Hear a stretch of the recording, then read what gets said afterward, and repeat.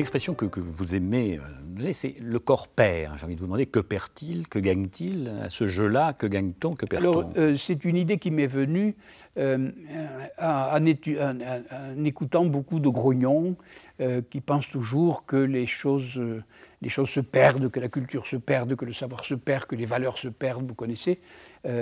Les désespérés, les grognons, les critiques, etc., qui font florer surtout maintenant. Et oui, les choses perdent, on perd des choses, mais ils ne pensent pas à quel point on en gagne. Et j'avais eu cette idée dès le moment où en effet, on avait inventé d'abord l'écriture, ensuite l'imprimerie et maintenant l'informatique, où en effet nous perdons beaucoup la mémoire, mais simplement nous ne la perdons que parce qu'on la perd au sens qu'une casserole perd.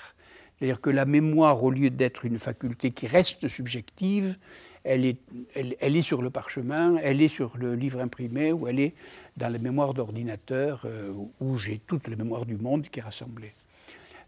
Et j'en ai tiré une idée un peu plus forte que j'appelle exodarwinisme, c'est-à-dire l'externalisation des fonctions du corps dans un objet donné. Par exemple, un biberon, c'est un sein amovible. Un marteau, c'est un avant-bras et un poing amovible. On a l'impression que le corps a perdu l'avant-bras et alors tout d'un coup, il est un objet du monde. Le biberon est un objet du monde.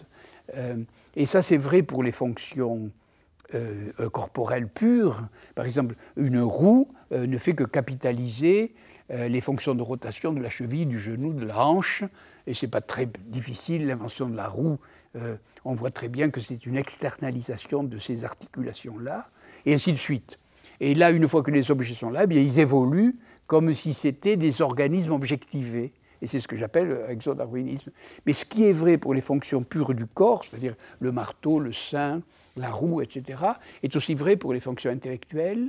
Et en effet, vous voyez bien que la mémoire s'est objectivée dans l'écriture, dans l'imprimerie, dans l'informatique et ainsi de suite. Donc le corps perd en effet, mais il perd ces objets-là qui deviennent le support d'une évolution qu'on appelle l'évolution technique, l'évolution des sciences et ainsi de suite.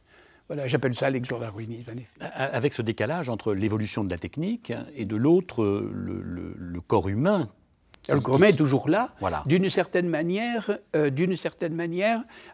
on disait souvent, et on n'en avait pas tort d'ailleurs, que dans les processus de dominisation, on voyait très bien le corps évoluer et la culture évoluer en même temps. Et à un certain moment, ça c'est un calcul que font très bien les paléoanthropologues, on voit que le corps s'arrête d'évoluer et que la culture prend un départ extraordinairement rapide.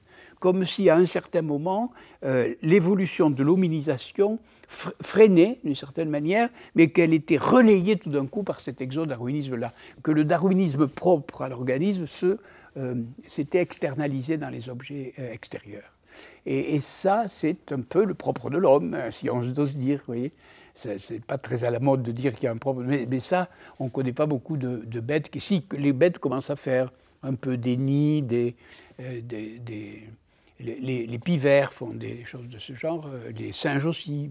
Mais peu à peu, là, il y a un effet de démultiplication fulgurant à partir du néolithique, ou des choses comme ça. Et le sportif, à sa manière, est-ce qu'il ne fait pas évoluer le corps? Est-ce qu'il ne réintroduit pas finalement l'évolution? Il réintroduit d'une certaine manière le darwinisme à l'intérieur du corps.